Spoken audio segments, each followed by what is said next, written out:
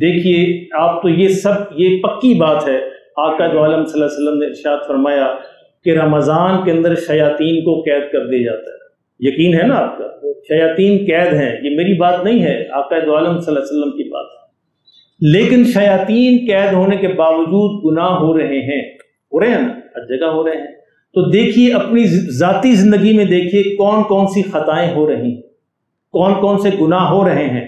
اس کا مطلب یہ ہے کہ یہ حساب لگا لیجئے کہ یہ گناہ شیطان کی وجہ سے نہیں ہو رہے۔